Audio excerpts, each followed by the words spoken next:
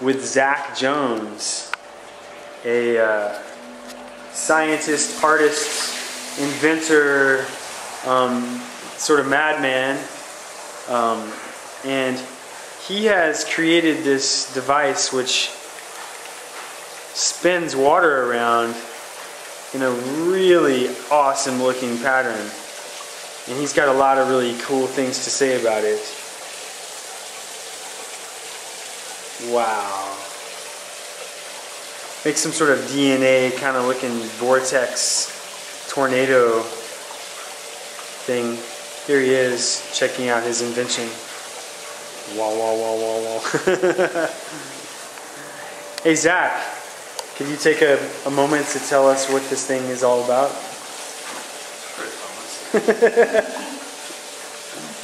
So, I mean, this began as a project where I was really trying to understand, like, the essence of the universe. And I know that's kind of like... the essence of the universe? Yeah, that almost sounds pretentious, but it was true. It's like I was studying sacred geometry, and I was studying building principles of ancient cultures, like Masons and other peoples. And I was studying, like, modern physics, and I was kind of looking for patterns. I mean, almost in the sort of... I don't know, with the guy's John Nash, you know, he got obsessed with patterns.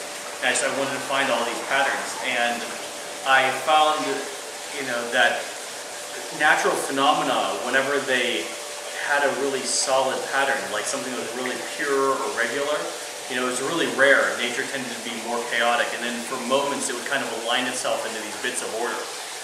And I was really unsatisfied with the classical scientific interpretation that it was just kind of chaos suddenly hitting a moment where it looked ordered to us, and I felt like that at the root of it there was some kind of pure order, but that nature maybe didn't always get to reach it for one reason or another. So I was always trying to seek these spaces or, you know, ways of things moving or acting that nature would reveal kind of this inner hidden mechanism, and that's in part, at least, you know, generally what took me in this direction here. So what is this thing? To me it looks like a big tornado-shaped, clear, plastic funnel, acrylic funnel with water coming into it from the top with a light shining down into it. It spins and forms this really cool tornado shape that really holds its form well, and then it sprays down into this cool hexagonal bucket and then drains out of here. But beyond that, it has some deeper significance that maybe you might expound upon. Yeah, well, I mean, you've done a good job describing the basic thing that's being seen here, to be sure. You know, because that is, I mean, it's a funnel that's been manufactured in relationship to sacred geometry, and thus the pattern that it, you know, when water flows through it, it tends to conform and become, as I would like to think, kind of more like itself rather than random. And, you know, that sacred geometry relates to both, you know, kind of metaphysics in the classical sense of things that came from the past that we didn't understand, that, you know, has guided our you know, spiritual and kind of sacred building, and then also, it also comes from modern scientific measurements. There's a particular portion in electromagnetism that has to do with the way that, kind of the way that electromagnetism works everywhere. And when we measure something called the microwave background radiation, it's this big cosmic sort of baseline note for the whole universe. We also find this particular electromagnetic principle, maybe I shouldn't say principle, maybe I should say proportion, and that proportion also turns up in sacred geometry. So, what is that proportion? It's the phi ratio. The phi ratio. Mm-hmm. Cool. Yeah, you know, most sacred geometry is based on the phi ratio. So this funnel is built in using the phi ratio? Yeah, in essence. I mean, we start to get into mathematical definitions that aren't, you know, quite so exciting, maybe at least not for casual conversation. But there's curves within, you know, the parabolic and the hyperbolic spectrum that are very much a part of phi, and they're what guided the creation of this particular system. Isn't the phi ratio also found in the Great Pyramids in Egypt and in the proportions of lots of the great ancient Greek structures and in the shape of the nautilus shell and the proportions of the human body? Yeah, you're right. I mean, we see it in lots of places, as well in true nature. You know, as you said, like the nautilus shell, it also turns up in the way that sunflower seeds grow around the seed head. So, you know, there's a lot of videos online for the interested peoples out there in order to find what it is that the phi ratio is all about. And yeah, it's a good case study to learn these things. I guess I'll just say that much. So one more thing about this. What is this thing for? Well, you know, in one way, I mean, I built this just in order to understand this proportion of sacred geometry, because, you know, it's really important to me to know what that was about.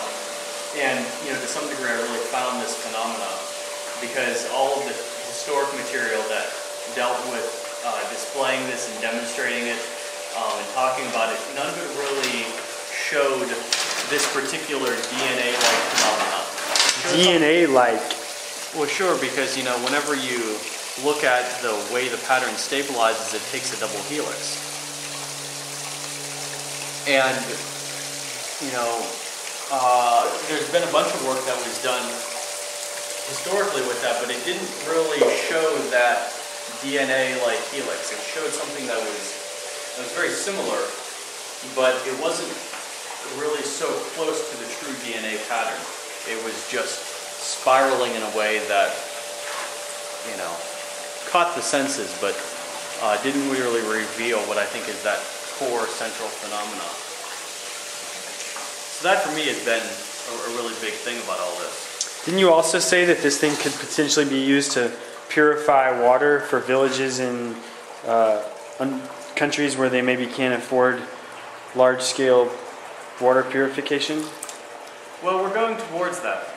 You know, it's really a nice thing, you know, in a spiritual way to say that we're going to purify water in other villages and things like that. But then when you actually start to try to engineer that reality and make it, you know, do measurements in a way that you have to be able to verify and look at water quality analyses that are accepted scientifically, the game changes a little and it becomes less of a kind of feel-good thing to say, well, we're going to purify water in nations all over the place, and you really have to get pragmatic.